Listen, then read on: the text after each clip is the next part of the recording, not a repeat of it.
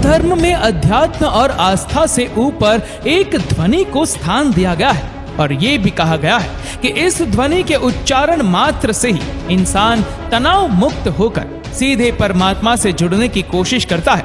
वह ध्वनि है ओम। यही नहीं कहा जाता है कि पृथ्वी पर केवल एक ऐसी यही ध्वनि है जिसे कोई भी शख्स ध्यान लगाकर अपने शरीर के भीतर ही सुन सकता है। ओम के उच्चारण मात्र से ही इंसान को शांति मिलती है। वह शायद कोई भी धाम या फिर तीर्थ यात्रा करके न मिल सके। कहा जाता है कि ये ध्वनि अनाहत है। इसका मतलब ये है कि ये ध्वनि न किसी टकराव से पैदा हुई है और न ही किसी आहत से, बल्कि ये ध्वनि स्वयंभू है जो कि अपने आप प्रकट हुई है। ओम ध्वनि मिट्टी के एक कण से लेकर आसमान में हर जगह विद्यमान है। पूरे अंतरिक्ष में ओम ही मौजूद है।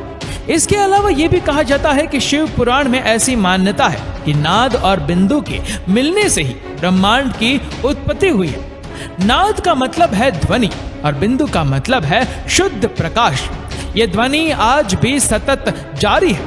ब्रह्मांड स्वयं ही प्रकाशित है और इसे परमेश्वर का प्रकाश यानी शुद्ध प्रकाश कहा जाता है। पूरे ब्रह्मांड में केवल कंपन, ध्वनि और प्रकाश ही उपस्थित है और इसी ऊर्जा की वजह से ही पृथ्वी पर जीवन है। ओम शब्द की उत्पत्ति 3 ध्वनियों से हुई है, अ, उ और म। अ ब्रह्मा का वाचक है, उ विष्णु का वाचक है और म रुद्र का वाचक है। इसका मतलब है कि एक ध्वनि के उच्चारण से ही आप ब्रह्मा, विष्णु और महेश तीनों को ही याद कर लेते हैं। इसके अलावा ओम के उच्चारण से आपकी नाभि, हृदय और आज्ञा चक्र में जागृति उत्पन्न होती है। यह ब्रह्मा, विष्णु और महेश का प्रतीक है। यही नहीं कहा जाता है कि ओम के उच्चारण मात्र से ही आपको असीम सुख की प्राप्ति होती है। इसके अलावा कहा जाता है कि यह मोक्ष की ओर ले जाने का सबसे उत्तम साधन है। धर्म शास्त्रियों के मुताबिक मूल मंत्र या जप तो मात्र ओम ही है, जबकि ओम के आगे या पीछे लिखे जाने वाले शब्द गौण कहलाते हैं।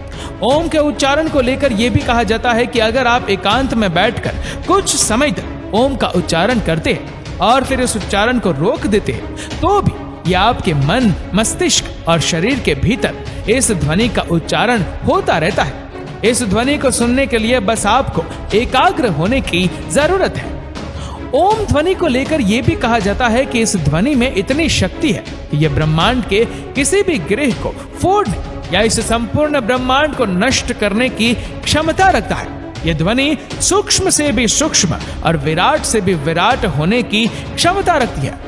इन सब के अलावा ओम को लेकर एक सबसे बड़ी मान्यता यह है कि इस ध्वनि के उच्चारण मात्र से ही लोग अपने आराध्य भगवान शिव से सीधे जुड़ते हैं। यही नहीं, शिव भक्तों को अपने भगवान को प्रसन्न करने के लिए ओम का उच्चारण करने की सलाह दी जाती है और भारत में मौजूद लगभग सभी शिवालयों में आपको 24 घंटे ओम का उच्चारण सुनाई देगा, जो आपको परम सुख देने वाला होता है।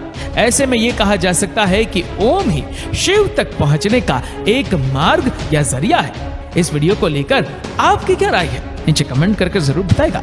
अगर आपको वीडियो अच्छा लगा हो तो इस वीडियो को लाइक करेगा, शेयर करेगा ज्यादा से ज्यादा लोगों तक, और ऐसे ही और भी स्पिरिचुअल वीडियोस के लिए सब्सक्राइब करें हमारे यूट्यूब चैनल को और फेसबुक पर फॉलो करें हमारे पेज को।